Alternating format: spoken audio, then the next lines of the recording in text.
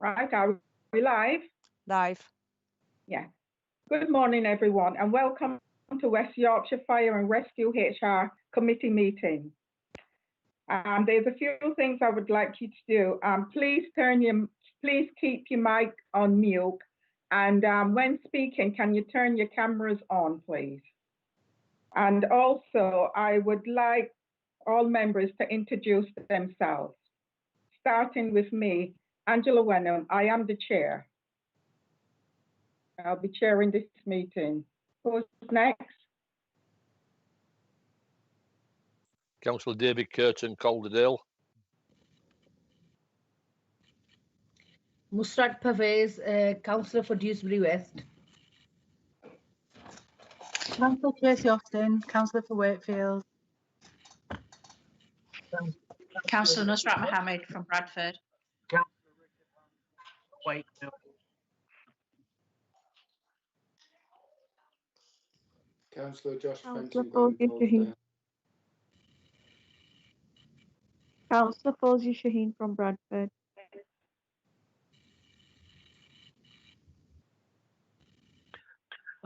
Councillor David Jenkins. Councillor David Jenkins from Killingbeck and Seacroft in Leeds.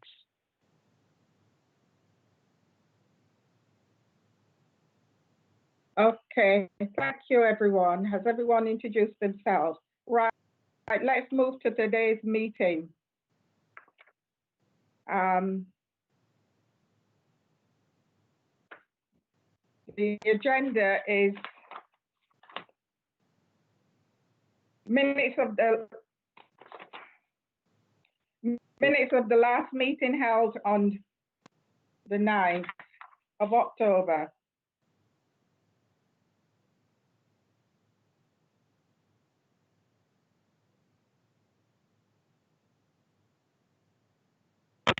Can we move them, please? Okay, thank you. Right, thank you. Are there any matters arising? Chair, I don't think there's any matters arising unless members have got specific questions, and if so, I'll do my best to answer them. Does anyone have? No. Any urgent items?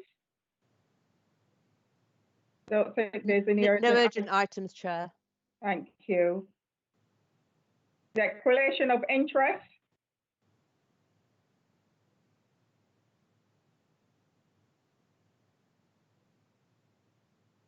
Admission to the public. All right, minutes of the last meeting now. Page 1. Page 2. And page 3. Now let's move to the meeting now. Page 7, agenda item 6, appointment for smart meet working managers. This is to be approved. Any comments? And it's Matt Walker. Thank you, Chair. And good morning, everybody. My name is Matt Walker, Area Manager within Service Support. The purpose of the paper is to seek approval to increase the establishment by 1 post for the Smarter Working Manager, and that committee approved the addition of a permanent Smarter Working Manager to the establishment. Members may be aware that as part of the IRMP, a lean proposal was taken to authority in 2018, which was to look at research into what was a lean methodology, which was to look at improving the efficiency and effectiveness of the organisation. That proposal centred around 4 key areas, which was identification of processes that were critical to the organisation and ultimately added value, diagnose where those areas of failure and waste were and what money that costs, removal of waste and failure, and ultimately develop our own internal capacity to continuously improve as an organisation with regards to effectiveness. That approval was obtained and we began a relationship with a company called ICE Consultants. ICE Consultants did a fantastic job in looking at the organisation holistically and identifying savings and also efficiencies within the organisation. Part of that partnership was to, probably most importantly, which was to raise the awareness and ultimately train a number of our staff in the ways of smarter working, so we could actually drive that forward once the relationship with ICE Consultants had finished. It's probably worthwhile mentioning that this year smarter working has been required to adapt to what is the ever-changing circumstances that we're working, and we're adding value as we move through. Staff surveys have also indicated the dissatisfaction with what are often over bureaucratic processes, talking about we've always done things this way. So there's been a frustration there as well, and the smarter working programme has without doubt gone on to sort of deal with and ultimately improve some of these issues that we have as an organisation. If you look at the page on bottom of page 9, which is an overview of the work of smarter working taken now already, it talks about reactive repairs, which is without doubt improved the morale on station and allowed some accountability, particularly on station, with regards to removing those bureaucratic processes and allowing improvements on station to be achieved far quicker. The OPEX system, another system which has been looked at from a smarter working point of view, and again dealt with efficiencies as well as the expenses claim forms. Probably one of the key areas is being the EMOCs and the competency dashboard, which has currently received a substantial assurance from our external audit partners. The EMOC system was deemed fit for purpose. It was very difficult for us to record our own competencies as an organisation, and also left us with a little bit of risk.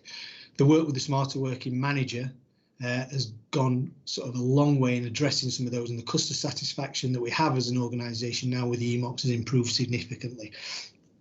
The next piece of work will be the station assurance. That's also gone on, and again that's around allowing particularly stations, to be far more efficient in the way that they do things.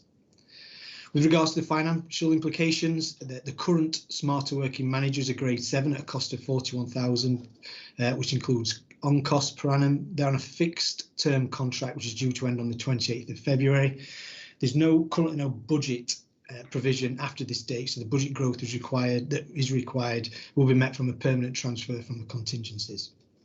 With regards to human resources and diversity implications, the individual that is currently in the role is subject to redundancy because they've been in service for a period of time, and they'll be subject to redundancy payment of 2 years service. Health and safety and wellbeing, a big part of the smarter working process is removing and allowing individuals to be far more effective, which leads to far more time to improve health and wellbeing as an organisation. In addition to that, the environmental implications are a key fundamental part of that, and as you can imagine, removing duplication has led to less waste and reduction in vehicle use. It clearly contributes to a number of our service priorities, which is reducing the risks to the communities, develop new ways of working to improve health and safety, and probably the most important, which is be more innovative and smarter throughout our service. So to conclude, Chair, the benefits of the post can clearly be seen from the work completed so far. The work of the smarter working manager directly contributes to a number of the service priorities, notably the innovative and smarter working, and the current and future work will continue to improve the effectiveness within our organisation and embed the lean methodology within the organisation. Happy to take questions, Chair. Any questions? David. Hi, yes, just 2 quick points. One, do other fire authorities have smarter working managers? And secondly, would it be possible to, in about 6 months' time, if we agree this post, to get a report back to the committee, partly to say what progress has been made, but also to perhaps identify areas for the next 2 years' work? If that's, I'm not sure if this is a permanent post or one that's just being an ongoing one to complete the work. Thank you, Councillor. Yeah, if I answer the second question first, yeah, without doubt, we agree that the work needs to be assured, and part of that will be a business realisations paper, which will go to the F&R committee the next round to identify exactly what you've just said, the business benefits relating to the position. Your first question with regards to do other authorities have smarter working? Yes, they do. Not all of them, and I think this is part of the innovative approach to the organisation that we have as an organisation to identify that smarter working to improve efficiency and effectiveness, which is ultimately what we're trying to achieve. Councillor Sunderland, I think you have a question.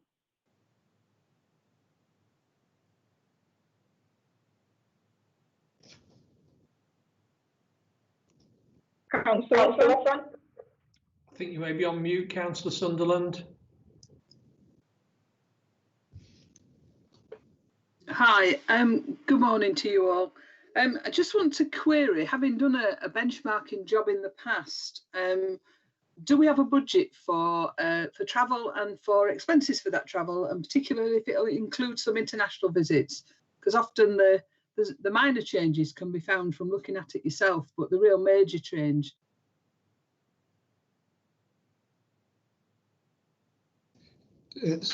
Apologies, Councillor Sunderland, it's just froze. If I may just start to answer the question, if I don't, then please shout up. So with regards to the budget that we have in place will allow for local initiatives, and we feel that there's a significant amount of work that we can achieve around the organisation as a whole. But without doubt, the approach is far from internal. We will look at all sorts of ways in which we can be innovative and also achieve effectiveness from the organisation. I hope that answers the question, but unfortunately, Councillor Sunderland, it's just froze.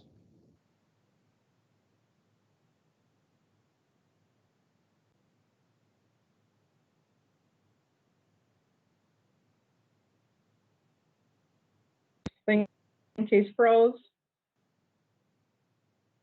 Hello? Chair, I'm more than happy to sort of speak with Councillor Sunderland directly if that's of any benefit. Yes, if that's okay with her. Yes, yes. So, any more questions? Can we move it then, please? Okay, yes. So that's approved. Thank you very much, Chair. Right, let's move on now to page 12, agenda item 7, extension of Kirklees fire liaison role, and this is for approved. And this is Scott Duggan. Scott? Thank you, Chair.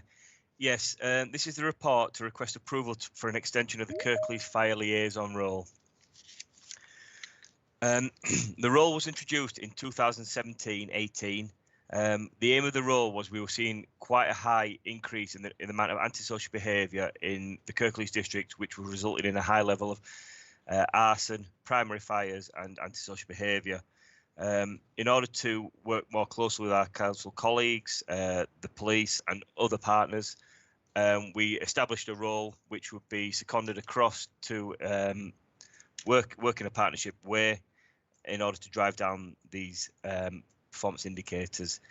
The priority of the partnership in the first instance was reducing antisocial behaviour, early intervention to reduce risk, improving intelligence across all services, and a better, more coordinated response to high risk management and review. Over the last few years, the role has shown dividends. We have seen a significant decrease in antisocial behaviour, arson and primary fires across Kirklees district. We've also seen learning and best practice which has been implemented across the other districts as well. What we do need now is one final year just to close this project off, share these better ways of working and really exploit the full limits of this role. If approved, the role would linking more closely with the National Citizen Service and youth engagement projects across Kirklees. We would look to link in further with the Kirklees Prevent team. We would work closely with West Yorkshire Youth Interventions and our own Youth Interventions team. And we'll be looking at implementing service level agreements regarding modern day slavery, which is work already ongoing across Kirklees district. All these factors would also be looked at ways to roll out across the wider service. This is a secondment role, with Kirklees covering half the cost. We pay the other half, plus on cost for the role. As the role has developed over the last few years, initially the role was operated by an operational watch manager. We have now found that because of the partnership working, that we would like to open this role up to maybe a support member of staff as well. So if approved and we were recruiting into this role, it would be open to the whole service, as opposed just to our grey book staff, our operational staff. And in terms of health, safety and wellbeing implications, antisocial behaviour has a huge impact on the local communities. It also has a huge impact on fire rescue service in terms of operational demand and attacks on firefighters. Being able to respond to this type of incident quickly provides lots and lots of benefits. It has shown we have seen reduced secondary fires in terms of wildfires and derelict buildings. We've also seen a drop in firework misuse, which obviously also have serious environmental consequences. The role does contribute to a whole range of our fire and rescue service priorities. So in conclusion, I would like to recommend that this role is extended for one more final year. Happy to take any questions. Any questions?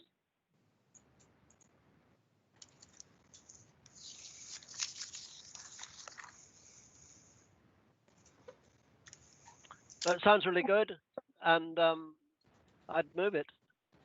Councillor Sunderland has a hand raised, Oh, Chair. sorry. So Sunderland has got a hand, yeah. Hi, good morning. I'm sorry about this. I just keep dropping out. However, can I just ask about the plans to roll out across the whole of West Yorkshire? Sorry, Councillor. We're not planning on rolling out this role across the whole of West Yorkshire. What we are planning on doing is the learning that we have from this role. So we do have officers across all our districts who are capable of linking in with the service. This is kind of a pathfinder role for us. So as we've developed learning, ways of sharing intelligence and data with partners, this is all fed back to our other DCs, our other district commanders, so they can make them inroads into their local authorities as well. We do already have other seconded posts across other districts based on risk. An example is in Leeds district, where we have 3 members of staff shared with Leeds Council who work very closely with our vulnerable people and safe and well visits. So what we do is put these roles in where the risk dictates they need them. Okay, and then being desperately parochial, then can you tell me what happens in Bradford? Absolutely, yeah. Our district commander in Bradford works very, very closely with the local authority there, and is developing initiatives around safer spaces, opening up our fire station for more vulnerable people. We have very, very close links through our prevention ADCs regarding the bonfire work. We work closely over the bonfire period with things like the Riot Act theatre group to be able to deliver interventions in schools to reduce the impact of antisocial behaviour over the bonfire period. So what we do is very much tailor our approach to the predominant risk in them areas, and obviously as we see emerging threat, we will respond accordingly to that and in a proactive way. Okay, thank you very much. Thank you. Any more questions? Right, I can't see any more questions. Mr. Proust, can we move it, please?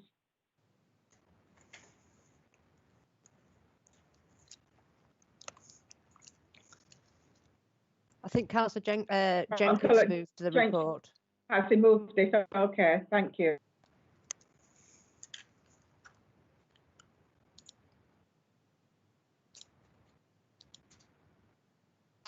You're on mute, Chair.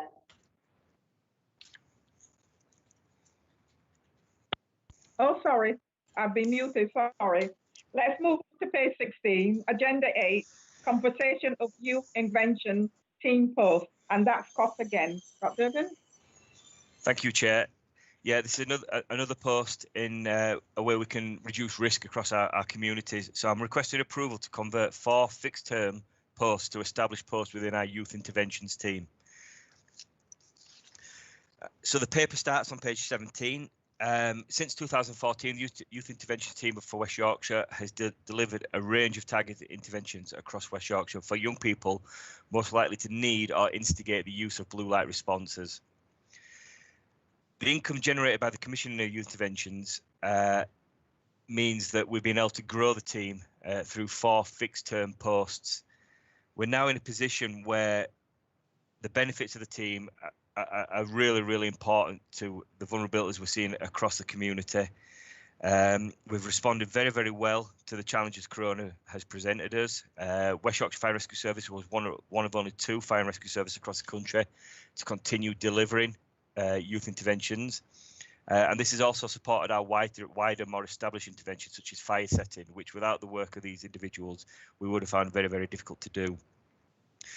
The Youth Interventions team links in with local authorities, schools, youth offending team, the West Yorkshire Police Interventions team, to deliver a whole range of interventions for young people right through the spectrum of age, and concentrates on things like fitness skills, mental health and resilience, physical and mental well-being, but also works very, very closely in terms of antisocial behaviour, road safety, and confidence and resilience for young people, which is an ever-growing challenge for us at the moment, particularly on the back of Corona. Obviously, when people are developing, restricting the ability to socialise and work with peers is very, very difficult for them.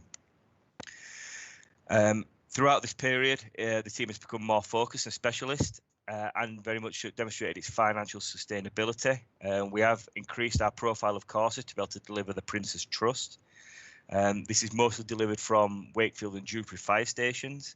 And what we have found is by intervening at very early stages with children and young people, we can promote positive behaviour and shape how they behave in the community, and also engage in a positive way from the fire and rescue service, which helps us in terms of our messages going forward. As I say, we do work closely with partners, and at the moment we do work more closely in Kirklees and Wakefield district. The intention would be to widen that remit if this were to be approved and expand out into Calderdale and Bradford. And having an established team would allow us to be able to do that. It would provide stability and continuity for the staff and the team we currently have. It would enable us to retain staff. The staff we currently have are very, very highly trained, very, very good at their jobs. And we need to do all we can do to keep these staff. And it also supports us in producing and commissioning future courses if we could provide that confidence to colleges, to local authorities, and to specialist teams that we are able and we are here for the long term. I have put some finance in here. Currently, the team prior to COVID were self-sustaining. Obviously, during COVID, it has proven very, very difficult with schools closing, with us having to withdraw to a digital delivery method as opposed to person to person. We have lost some courses, and there has been a cost to the organisation this year. However, the early indications are for the next year, commissioning is up, and we do think we'll be back in a self-sustaining position at that point. On page 21, there is some future forecasting just to give an indication of how we think we will generate income going forward. In terms of human diversity and implications, we do provide training to a whole range of individuals from right across many different communities and backgrounds. As you can see from the table on page 22, we have a good mix of female and male attendees, and from a whole different group of backgrounds, and also including people with learning difficulties, physical disabilities, different care backgrounds, and also criminal records and mental health. So we do get out to the people really, really in need in our communities, and we do have a positive effect. The team does hit a whole range of fire and rescue service priorities right across what we should be delivering as a fire and rescue service, and it is recommended that the 4 fixed-term contracts be converted from cost-recovered posts to established posts. And happy to take any questions on that, Chair. Yes, any questions?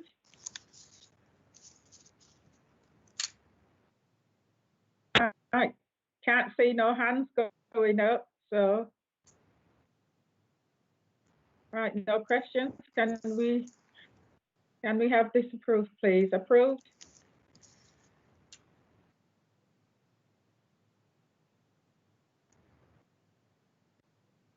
Approve. Right. Thank you, Chair.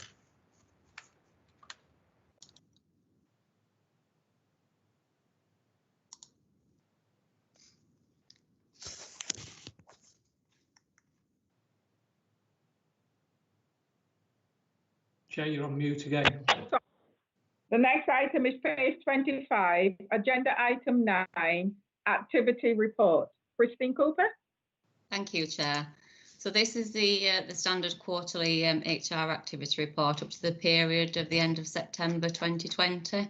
So on page 27, we have our staff profile, which is broken down into whole time control, on call, and our fire staff, with a brigade total at 1,414. Page 29 goes on to the sickness figures. They're broken down into departments and directorates. You will see on there are a number of reds, and that mainly is due to isolation and coronavirus, but I will come on to that later in the report, Chair. We then move on to our major causes for absence. As you can see, musculoskeletal and then mental health are the top 2 causes of absence during the last 2 financial years. At the top of page 31, we then move on to the major causes for absence this year. So that's the period April to September.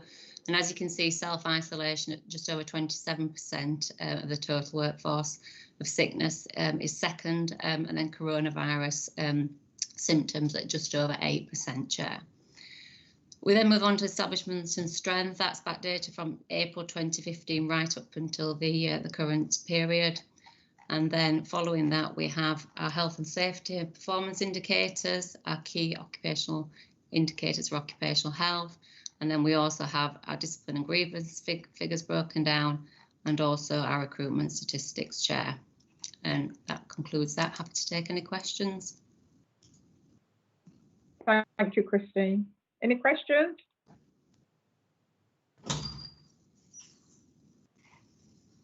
Can't see no hands up. Right. Thank you, Christine. Let's move on again to agenda item 10, page 37, and exit pay cap reform, public sector workers. And that's you again, Christine. It is, thank you, Chair.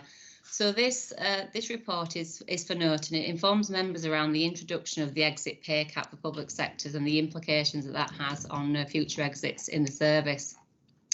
So back in 2015, the government first announced these proposals, looking at 6-figure exit packages from the public sector, and it was around imposing a 95,000 cap on such packages. The regulations then went onto the back burner for a number of years, but then were reintroduced again in mid-2020. They then came in within a very short space of time. So they were approved in the House of Lords middle of September 2020, and they were officially come into effect on the 4th of November last year. Consultation on the proposed amendments started on the 7th of September, and they closed on the 18th of December. Both the Local Government Association and the Scheme Advisory Board have both provided a comprehensive response to the consultation, and you can see those responses at Appendix 1 and 2. They both had raised concerns, particularly around a lot of equality issues that the proposed changes make. That was particularly around lower paid workers, because a lot of those are females, particularly in local authorities, and they make up a larger proportion of the workforce. But it also adversely affected older workers, because they were obviously able to take their pension over the age of 55. The main concern and the issue for local authorities and for the fire service is that even though the exit cap regulations are being passed as law and they are now in force, there's a disparity between these regulations and the current local government pension scheme regulations. Because the local government pension scheme regulations state that if you're made redundant and you're over the age of 55, then the employer must receive immediate payment of an unreduced pension. And this is contrary to what these exit cap regulations say. Although the exits for firefighters will have to comply in relation to these regulations, there are limited application for firefighter pension scheme, because there are 2 exemptions which relate to the 95k cap. This is around those in the 1992 firefighter pension scheme where they have enhanced commutation, and for those that retire on fitness grounds, which is called the authority initiated early retirement. So there's limited impact on firefighters compared to those staff that are in the local government pension scheme.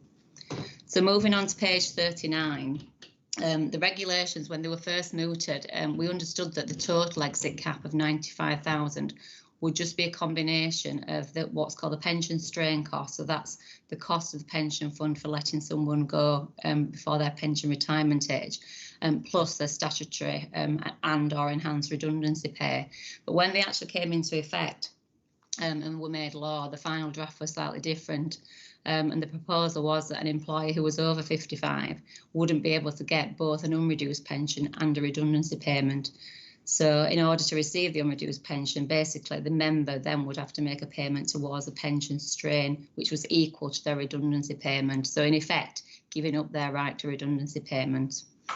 The two tables that are at the bottom of page 39 and the top of page 40 explain in a bit more detail really the examples of what the existing regulations show and what the current new regulations show. And just to try and explain those by maybe looking at the first table, if you look at options A and B under the new regulations, it shows that if someone takes a fully unreduced pension or the pension's paid with some reduction, then they don't receive any, or they receive a very small amount of statutory redundancy pay. So in effect, as I said earlier, giving up that redundancy payment.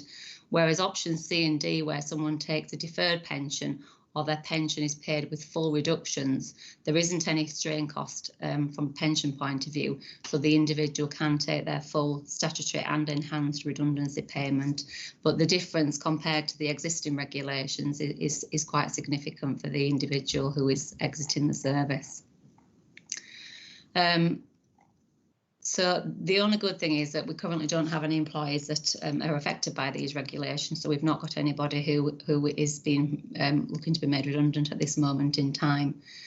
But if we did have, and I know a number of local authorities have, employers have been advised by the LGA to take their own legal advice before we authorise any exits. At the top of page 41, just to point out that we do have a redundancy policy, which will need to be looked at as part of these regulations. And we'll need to consider whether to amend the current policy, which the new regulations state that the redundancy payments can be a maximum of 3 weeks per year of service, maximum of 15 months pay, or based on somebody's maximum salary of £80,000 a year. The good news is, though, that other exits from the organisation, like ill health retirement and flexible retirements, are not subject to the exit cap and therefore are not applicable.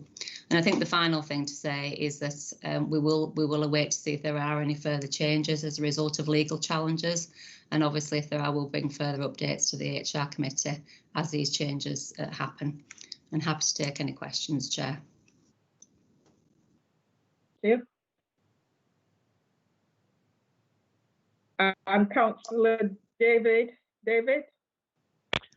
Yeah, so just going back then to 2.4, the authority will need to consider the current redundancy policy. Will you put forward a proposal to that effect, or will you wait until things resolve themselves a bit? The advice that's come out has been that we should wait for this moment in time around changing our redundancy policy.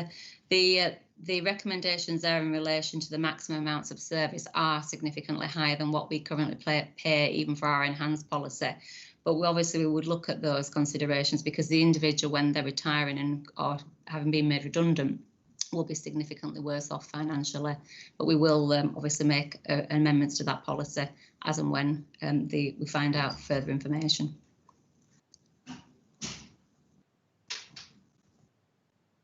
Just to follow up, sorry, just to follow up. So obviously, will you have discussions with the union, and also what advice is given to people?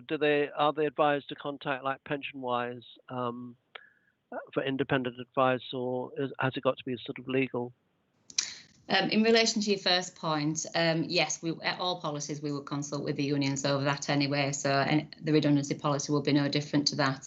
In relation to the individual's choices, they will be provided with all the information possible from ourselves and from West Yorkshire Pension Fund in relation to their pension and obviously any redundancy payments, but it will be the individual's choice as to what to make. And as an authority, we will not be making that choice for them or guiding them around any implications.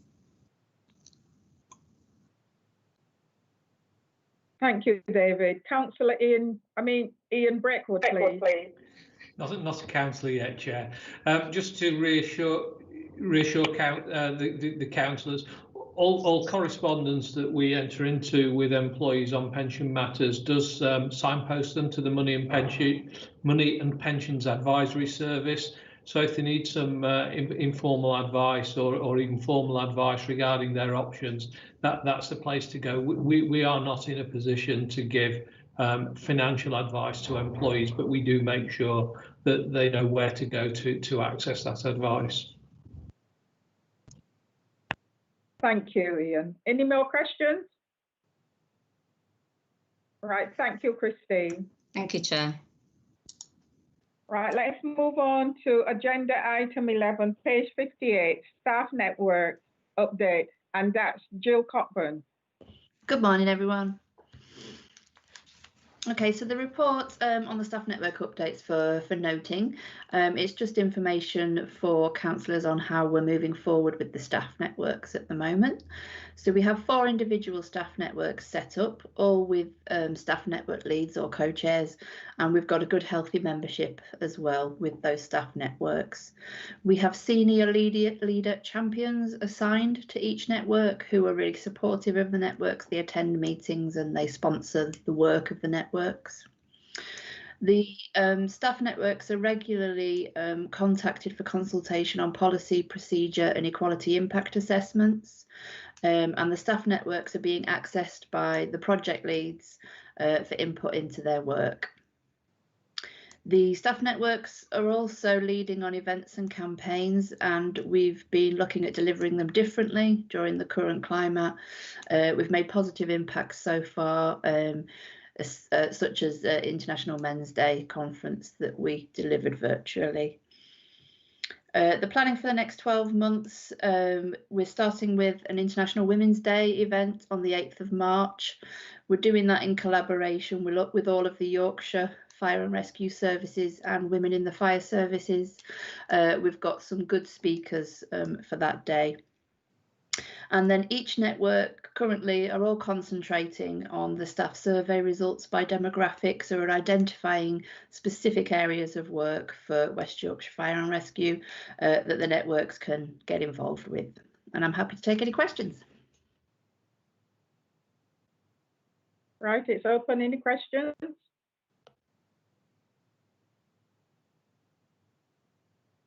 Okay, then. I can't see no hands up. So can't see any hands up, so let's move on to the last and final one, page 62. And it's the minutes of the Yorkshire and Humberside Employees Association. That was held on the 15th of October. Chair, the minutes are provided for information for members. I don't think there's any matters arising from that meeting that we haven't covered either in other parts of the agenda or previously. Right, thank you. Well, that concludes HR meeting for today. Thanks everyone for turning up and taking part in it. Thank you again. Goodbye. Goodbye.